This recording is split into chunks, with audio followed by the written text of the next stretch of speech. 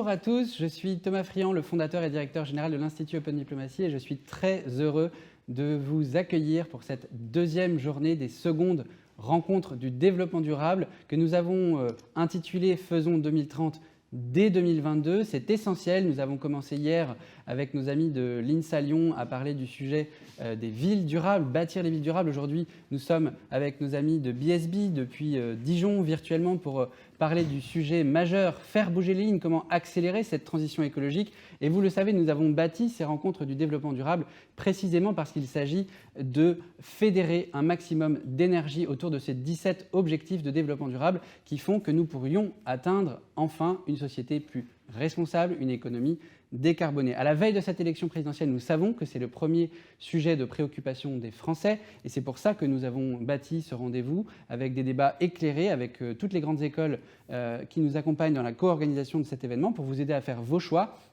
à la veille aussi de la présidence française de l'Union européenne. Et c'est pour ça que depuis cette maison de l'Europe de Paris, nous sommes très heureux de pouvoir recevoir vos questions, vous impliquer dans ces discussions, puisque la France va présider l'Union européenne très prochainement. La France en transition, c'est le label que le ministère nous a donné pour embarquer un maximum de Français dans cette transition. Et la conférence sur l'avenir de l'Europe est l'autre label que nous avons reçu, précisément pour que ces débats servent à ce que vous puissiez aller exprimer vos idées qui permettront de réinventer l'Union européenne après son Green Deal, après son plan de relance Next Generation EU et à la veille de son nouveau paquet législatif Fit for 55, atteindre 55% de réduction des émissions de gaz à effet de serre. Donc en direct depuis la Maison de l'Europe de Paris et dans cette journée co-organisée par l'Institut Open Diplomacy et Burgundy School of Business, je cède la parole tout de suite à Laurence Monnoyer-Smith qui est administratrice de l'Institut, qui a été commissaire générale au développement durable, qui est professeure des universités et qui est aussi, surtout aujourd'hui, la directrice du développement durable du CNES, le Centre national des études spatiales. Laurence, pourquoi est-ce qu'on a besoin d'accélérer cette transition ? Bonjour Thomas, je suis ravie d'être avec vous. C'est vrai qu'on a besoin d'accélérer cette transition. Tout simplement, on a bien vu sortir cet été au mois d'août le rapport, enfin en tout cas la première partie du rapport du GIEC qui prépare en quelque sorte la COP26 et qui vient nous titiller sur la nécessité d'accélérer nos ambitions. Voilà, clairement on n'y est pas, même s'il y a eu un éveil des consciences, on peut le dire quand même, avec une trajectoire depuis la COP21, des premières contributions nationalement déterminées qui ont été posées. On sait que pour la COP26, on attend une accélération de ses ambitions. Vous l'avez rappelé tout à l'heure, l'Union européenne a décidé d'accroître ses ambitions de 40 à 55% de réduction d'émissions de gaz à effet de serre à l'horizon 2030. On n'y est pas encore et ça veut dire qu'il faut, au-delà des engagements d'État, il faut véritablement que toutes les parties prenantes s'engagent très fortement. Alors, elles s'engagent, les entreprises. Alors, on voit beaucoup d'entreprises qui, là aussi, s'engagent à travers des alliances. Chaque année, il y a les rendez-vous de ces rencontres de développement durable qui viennent fêter l'anniversaire de l'adoption des ODD. Et c'est l'occasion pour les entreprises de s'engager. Nous, au CNES, on fait ce pas-là également. On s'engage, en particulier en Guyane, où nous accélérons notre transition énergétique. D'autres entreprises prendront d'autres types d'engagements. Eh bien, c'est le moment. C'est vraiment le moment. Et ce rendez-vous est important pour qu'on s'encourage les uns les autres parce que c'est une évolution de nos pratiques. Au sein des entreprises, c'est une transformation de l'organisation. Personne ne dit que c'est facile.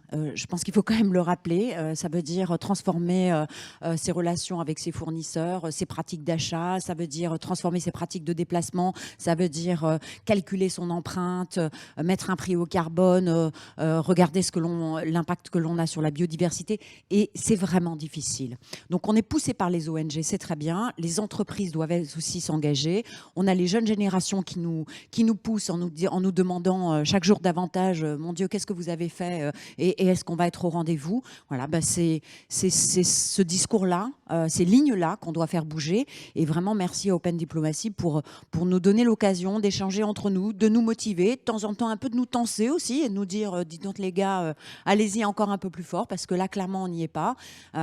Et c'est vrai qu'il faut profiter de cette sortie du Covid pour se dire, voilà, on a vécu des moments difficiles, essayons de capitaliser sur ce qu'on a vécu pour continuer un certain nombre d'efforts. Merci Laurent. Ce rendez-vous démocratique est essentiel, vous l'avez dit, pour fédérer des énergies. Et il y a ce qu'on peut faire dès maintenant et continuer de préparer l'avenir avec des compétences nouvelles. C'est pour ça que nous sommes extrêmement fiers sur ce sujet, notamment de la façon de faire la transition, de motiver les gens à s'y prendre, de co-organiser cette journée avec Burgundy School of Business. Je suis très heureux de céder la parole au docteur Stéphane Boursieux, qui est le président du directoire de cette école magnifique, basée à Dijon, qu'on aurait aimé partager, rencontrer sur ce campus absolument incroyable. Stéphane, à toi de nous expliquer pourquoi BSB s'engage aussi fort avec nous pour les rencontres du développement durable. Bonjour Thomas, bonjour à toutes et à tous, bonjour Laurence.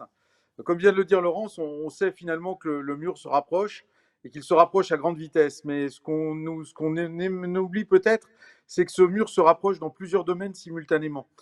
Évidemment, la hausse de la température, ça a été rappelé, la hausse de la température moyenne de 1,5 degré est d'ores et déjà inscrite dans l'atmosphère. Et si on n'y prend pas garde, et Laurence faisait référence à la COP 26, cette dérive climatique, elle pourrait aller jusqu'à 4 degrés d'ici 2100 si on ne fait rien. Mais on a également une évolution de la démographie mondiale qui continue de croître. On est passé de 6,1 milliards d'individus en 2000 à 7,8 milliards d'individus en 2020. Donc il y a un effet ciseau qui est en train de se produire. On est en train de se poser des questions sur le peak oil. Est-ce qu'il a été dépassé depuis 2005 ou a priori est-ce qu'il le sera en 2040? Et l'actualité nous rattrape avec la hausse du prix du gaz qui finalement est un indicateur. Et enfin, on continue de mesurer l'évolution de l'économie par la croissance du PIB, alors que nous sommes dans un espace fini dont les ressources sont naturellement limitées. Donc il y a quelque part une situation de paradoxe. Le mur se rapproche et pourtant on ne freine pas, ou pas beaucoup.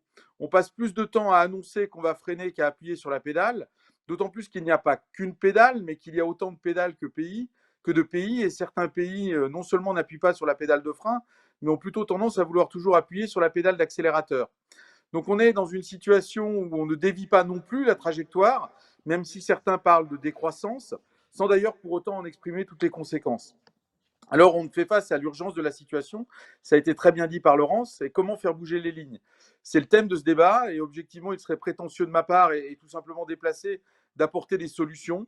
Sans aller jusque-là, ce que je crois, c'est qu'il faut, et nous sommes tous là pour cela, faire bouger les lignes et pas simplement s'attaquer au problème des émissions de gaz à effet de serre, ou au problème des hydrocarbures. Il faut faire bouger les lignes dans tous les domaines.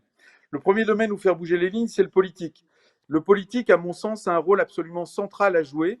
Alors c'est paradoxal pour un libéral tel que je suis, qui croit plus traditionnellement au mécanisme de régulation du marché, mais je crois qu'en matière de développement durable, le politique a un rôle absolument central et le volontarisme est absolument nécessaire. Et c'est notre devoir de citoyen de soutenir une vision de l'avenir. Encore faut-il, et François Rebsamen nous rappellera certainement certains éléments à ce niveau-là, qu'il y ait une vision de l'avenir de la part du politique. Faire bouger les lignes, c'est également au niveau scientifique, avec un rôle central pour proposer des solutions face aux problèmes rencontrés. Il faut croire au génie humain, il faut croire en sa capacité à innover, et il faut là encore que le politique soutienne ce génie humain, soutienne ces innovations qui seront une partie de la solution. Ça n'est pas toute la solution, mais ça doit être une partie de la solution. L'économique a aussi un rôle central à jouer et nous devons revoir nos conventions et donc nos priorités en matière de création de richesse. C'est absolument essentiel.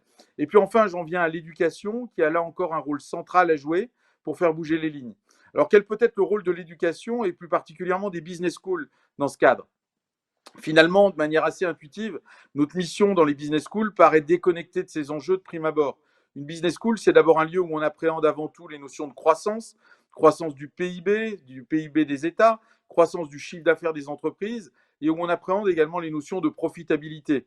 Et donc, a priori, on est peu en phase avec un développement durable et responsable. Et pourtant, je pense que nous avons un rôle important, même s'il est marginal à l'échelle du problème, nous avons un rôle absolument important à jouer dans ces évolutions sur la prise de conscience et au-delà de l'action en matière de développement durable et responsable. Premier élément, je le disais, un rôle important en matière de prise de conscience de la situation, que le mur se rapproche. Je pense que nos élèves ont pris conscience de ces dimensions-là. Je ne le pense pas, j'en suis même convaincu. Nos élèves ont parfaitement conscience que le mur se rapproche et sont prêts à agir. Ils agissent déjà de manière individuelle, de manière coordonnée. Mais cette prise de conscience, elle doit aussi concerner tous les acteurs de l'enseignement supérieur, à commencer par les passeurs que sont nos professeurs. Deuxième élément, nous avons un rôle de réflexion. un rôle de réflexion, et c'est le sens des activités de recherche qui sont menées dans nos institutions, universités comme grandes écoles, et dont il faut probablement réorienter les objectifs économiques vers une logique plus durable et plus responsable. Les indicateurs économiques traditionnels sur lesquels nous travaillons, que ce soit les indicateurs macro, micro, financiers, qualitatifs, quantitatifs, traditionnellement enseignés, doivent être complétés, pas forcément balayés, mais complétés à l'aune d'une approche plus durable et plus responsable. Il ne s'agit pas de balayer tout ce qu'on a enseigné depuis des décennies, mais de prendre en compte dans nos enseignements ces nouveaux enjeux du développement durable et responsable pour pouvoir sensibiliser, intégrer et faire modifier les comportements dans les entreprises. Et puis enfin, nous avons un rôle dans la transmission du savoir pour des pratiques managériales plus durables. Il ne s'agit pas forcément de transmettre des pratiques que nous ne connaissons peut-être d'ailleurs pas encore, mais de former nos élèves à développer un esprit critique sur les pratiques managériales actuelles pour leur permettre de les faire évoluer selon ce que sera leur propre expérience et leur propre système de valeurs. Alors, ce serait prétentieux de dire que BSB, comme d'ailleurs d'autres business schools, ont trouvé la voie. Nous cherchons ces voies. Par contre, il est clair qu'une première étape a été franchie, c'est celle de la prise de conscience et de la nécessité d'agir. D'où l'importance des rencontres du développement durable pour accélérer, je le disais, cette prise de conscience, pour initier des réflexions sur les modalités d'action et pour commencer à réfléchir concrètement dans nos établissements et par ricochet auprès des entreprises pour lesquelles nous formons nos élèves. C'est dans ce contexte que nous avons choisi depuis l'an passé à BSB de nous engager aux côtés de l'Institut Open Diplomacy, et nous en sommes très fiers, pour partager nos réflexions. Et Angela Sutan de BSB aura l'occasion d'intervenir dans la table ronde de ce matin, pour partager nos réflexions et nos pratiques, et pour retirer de ces échanges des pistes d'action pour permettre que nous pourrons mettre en œuvre dans nos institutions. Nous sommes très fiers de faire partie de ce mouvement. Nous sommes surtout déterminés à faire bouger les lignes, pour reprendre le thème du jour, à commencer par celle de notre école, et toutes les propositions qui vont être entendues, qui vont être soumises durant cette journée, eh bien, nous allons les entendre pour pouvoir derrière faire évoluer nos pratiques. Je vous remercie et je vous souhaite une excellente journée. Un grand merci Stéphane, on sent que faire bouger les lignes, on a bien choisi BSB pour en parler parce que la motivation est là et comme tu l'as dit avec une grande humilité, on veut faire bouger les lignes et parfois on fait bouger les lignes sans savoir exactement où on va et c'est là que la recherche nous aide. C'est pour ça qu'on a choisi de co-organiser ces rencontres avec toutes ces grandes écoles qui sont déterminées par leur pratique d'aménagement de leur campus mais aussi par leur recherche à faire cette transition, à atteindre ces ODD. C'est très important. Merci beaucoup Stéphane pour ces mots. On est depuis Dijon. Je rappelle que BSB, c'est Dijon et aussi Lyon. Mais aujourd'hui, c'est Dijon. Ici, c'est Dijon. Ici, c'est donc le tour de François Rebsamen, maire de Dijon, président de la métropole de Dijon, président des Cités Unies de France, qui est très important. Ça permet à la coopération internationale des villes partout. François Rebsamen a également été ministre du Travail, entre autres. Je lui cède la parole. Merci, monsieur Rebsamen, de nous accueillir dans votre ville, virtuellement, certes. Bonjour à toutes et à tous, très heureux d'être avec vous. Je voudrais tout d'abord vous dire combien je suis heureux de participer à cette deuxième édition des Rencontres du développement durable, rencontres qui participent bien sûr à la démocratisation de la vie publique. Permettez-moi de remercier tout particulièrement Stéphane Boursieux de nous accueillir. La Burgundy School of Business, fort de son histoire, est devenue une grande école d'enseignement et de recherche appartenant au réseau des meilleures institutions académiques françaises en management. En accueillant un tel événement, Dijon, la métropole, affirme haut et fort son ambition de compter parmi les métropoles d'équilibre européennes engagées dans la réflexion sur l'avenir de notre planète, avec bien sûr les décideurs et penseurs de la transition écologique et solidaire. Je salue Madame Laurence Monnoyer-Smith, qui est administratrice de l'Institut Open Diplomacy, directrice du développement durable du Centre d'études spatiales CNES et ancienne commissaire générale et déléguée interministérielle au développement durable du ministère de la Transition écologique et solidaire. En ma qualité de président de Cités Unies France, qui regroupe l'ensemble des collectivités locales engagées dans l'action internationale, je dirais que notre capacité à nous mobiliser collectivement est essentielle. Les collectivités territoriales à l'échelle internationale, c'est ma conviction, ont un rôle majeur à tenir, à jouer pour favoriser le développement durable ou du développement durable. La multiplication des intempéries, les inondations, que ce soit en Belgique, en Turquie, en Allemagne, les incendies qui ont ravagé de nombreuses régions du monde cet été, sont bien sûr Une preuve supplémentaire que le dérèglement climatique est une véritable menace pour l'humanité tout entière. Dérèglement climatique dont d'ailleurs l'humanité est elle-même responsable. Le rapport du GIEC à cet égard illustre une nouvelle fois l'ampleur et la rapidité malheureusement des changements observés. Il s'agit d'une évaluation saisissante d'un avenir extrêmement inquiétant qui nous attend si nous n'agissons pas. Et s'il est essentiel de poursuivre des efforts de prise de conscience, des changements doivent absolument s'opérer.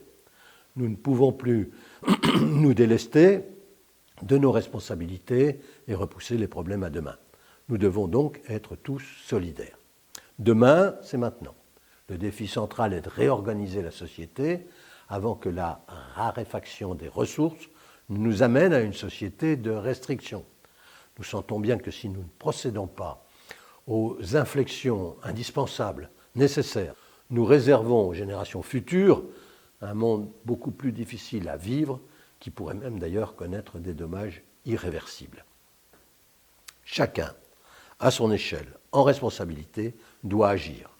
Ici à Dijon, nous nous sommes mobilisés, engagés pour, au plan local, mettre en place une politique de soutien aux objectifs de l'accord de Paris sur le climat et de neutralité climatique de l'Union européenne à l'horizon 2050. Dijon Métropole, capitale de la Bourgogne-Franche-Comté, donne en fait un grand coup d'accélérateur au projet qui engage la transition écologique du territoire. Après le tramway, qui est un des plus performants de France et d'Europe, après le réseau de chaleur urbain, son développement, les pistes cyclables, la récupération et le tri des déchets, la protection de la biodiversité, la maîtrise indispensable de l'étalement urbain, la surveillance de la qualité de l'air, la métropole entre dans le premier chapitre de l'ère de l'hydrogène. En 2023, cette énergie verte, décarbonée, produite localement à partir des déchets ménagers, remplacera le gazole pour 27 bus et 8 camions bennes du territoire. Et ce n'est que le début. Autre engagement fort, la préservation des ressources naturelles.